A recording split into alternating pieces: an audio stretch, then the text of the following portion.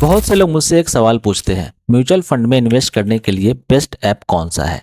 और ये सवाल जितना सिंपल लगता है असल में उतना सिंपल नहीं है, क्योंकि प्रॉब्लम एप्लीकेशन की नहीं है, प्रॉब्लम है एक्सपेक्टेशन की। लोग मान लेते हैं कि अगर उन्हें बेस्ट ऐप चुन लिया तो इन्वेस्टिंग अपने आप सही हो जाएगी, लेकिन सच ये है कि गलत ऐप से इन्वेस्टमेंट करना मुश्किल हो सकता है और सही ऐप से इन्वेस्टमेंट करना भी गलत डिसीजन को सही नहीं बना देता। तो सबसे पहले मैं शॉर्ट आंसर देता हूँ, म्यूचुअल फंड में इन्वेस्ट करने के लिए कोई एक बेस्ट ऐप नहीं होता। बेस्ट ऐप वह होता है जो आपके बिहेवियर, कंफर्ट और प्रोसेस के साथ फिट बैठे। अब इसे डिटेल में समझते हैं। सबसे पहले ये जानना जरूरी है कि म्यूचुअल फंड एप्लीकेशन का रोल क्या होता है। ऐप का काम ये नहीं है कि आपको मार्केट से बचा ले या बेटर रिटर्न दिला दे या लॉस होने से रोक दे। एप्लीकेशन का काम सिर्फ एक्सक्यूशन और ट्रैकिंग का है। फंड वही रहेगा, मार्केट वही रहेगा, रिटर्न वही होंगे जो होने होंगे, चाहे आप किसी भी एप्लीकेशन से इन्वेस्ट करें। यहीं से कंफ्यूजन शुरू होती है। लोग बोलते हैं इस एप्लीकेशन में रिटर्न ज्यादा दिख रहे हैं, इस एप्लीकेशन में फंड बेटर लग रहा है, लोग इस फंड में इन्वेस्ट कर रहे हैं। लेकिन याद रखें, रिटर्न्स ऐप डिसाइड नहीं करता, रिटर्न फंड और मार्केट डिसाइड करते हैं। अब प्रैक्टिकल क्वेश्चन पर आते हैं। अगर आप बिगनर हैं और म्यूचुअल फंड में इन्वेस्टिंग शुरू करना चाहते हैं तो एप्लीकेशन चूज करते समय आपको इन पांचों चीजों पर ध्यान देना चाहिए। पहली चीज, डायरेक्ट म्यूचुअल फंड का ऑप्शन। अगर कोई एप्लीकेशन सिर्फ रेगुलर फंड ऑफर करता है तो लॉन्ग टर्म में आप अननेसेसरी कॉस्ट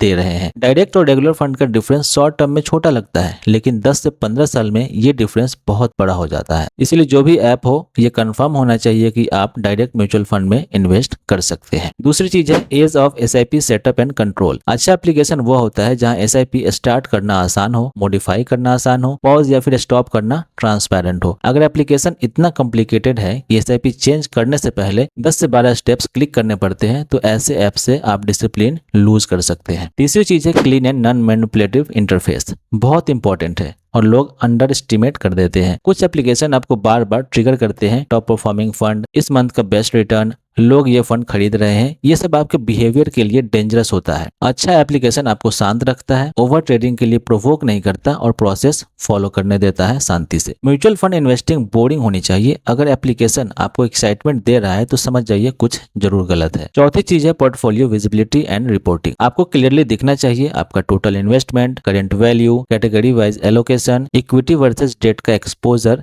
लेकिन डेली NAV देखने का एडिक्शन ऐप क्रिएट ना करे। गुड ऐप इंफॉर्मेशन देता है, ना कि प्रेशर। पांचवी चीज है AMC न्यूट्रल प्लेटफॉर्म। कुछ एप्लीकेशन 1 या 2 AMC को पुश करते हैं। न्यूट्रल प्लेटफॉर्म बेटर होता है क्योंकि आप फंड चूज कर रहे होते हैं, ना कि एप्लीकेशन। अब यहाँ पे लोग चाहते हैं कि मैं सीधे कहूँ कि ये एप्लीकेशन बेस्ट है, वो एप्लीकेशन बेकार है, तो मैं ऐसा नहीं करूंगा। मैं आपको कैटेगरीज के थ्रू समझाऊंगा कि कौन सा ऐप बेटर हो सकता है। पहली कैटेगरी आती है zero commission direct mutual fund platforms. ये प्लेटफॉर्म सिर्फ एक्सक्यूशन का काम करते हैं। No advice, no push, no drama. अगर आप सेल्फ डायरेक्टेड इन्वेस्टर हैं, आप खुद रिसर्च करते हैं, बस क्लीन एक्सक्यूशन चाहते हैं, तो इस टाइप के एप्लीकेशन आपके लिए बेस्ट होते हैं। दूसरी कैटेगरी है फुल इकोसिस्टम ऐप, जहां आप म्यूचुअल फंड के साथ stocks, ETFs, gold, portfolio tracking सब एक जगह मैनेज कर सकते हैं। ये ऐप्स उन लोगों के लिए बेहतर है जो एक ही एप्लीकेशन में सब कुछ मैनेज करना चाहते हैं। लेकिन यहाँ एक क्वेश्चन ये है, जब सब कुछ एक जगह होता है तो ओवर एक्टिविटी का रिस्क बढ़ जाता है। म्यूचुअल फंड इन्वेस्टर को बहुत ज्यादा बटन्स नहीं चाहिए होते हैं क्योंकि वो उसी में उलझ जाते हैं। तीसरी कैटेगरी है गोल बेस्ड इन्वेस्टिंग एप्लीकेशन। ये एप्लीकेशन पहले गोल डिफाइन कराते हैं, फिर उसके हिसाब से SIP सजेस्ट करते हैं, जो कि अच्छा भी है, बिगिनर्स के लिए हेल्पफुल हो सकता है, लेकिन ब्लाइंडली फॉलो करना डेंजरस हो सकता है क्योंकि गोल सिर्फ नंबर नहीं होता,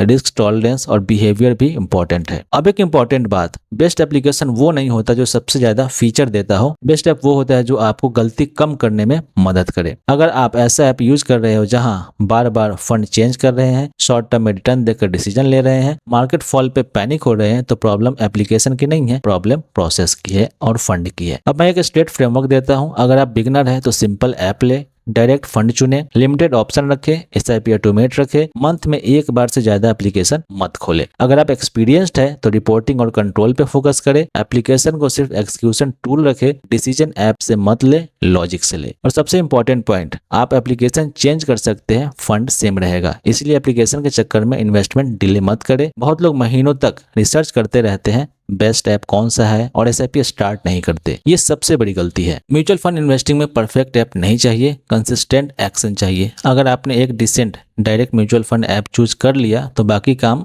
SIP अमाउंट पर फोकस करें, एसेट एलोकेशन पर फोकस करें, बिहेवियर पर फोकस करें। ऐप सिर्फ एक मीडियम है। और आखिरी बात, अगर आप रोज ऐप खोलकर रिटर्न देख रहे हैं तो चाहे वो दुनिया का बेस्ट ऐप क्यों ना हो, वो आपके लिए रॉन्ग एप्लीकेशन है। बेस्ट ऐप वो है जो आपको इन्वेस्टिंग भूलने दे और जिंदगी जीने दे। अगर आपको इसके बाद भी समझ नहीं आता कि आखिर कौन सा एप्लीकेशन मुझे लेना चाहिए या फिर कौन सा एप्लीकेशन से इन्वेस्टमेंट करना चाहिए, तो कमेंट में जरूर बताइएगा। मैं अगली बार डायरेक्ट एप्लीकेशन के नाम के साथ वीडियो लेकर आपके लिए आऊंगा। तब तक के लिए सीखते रहिए। Thank you.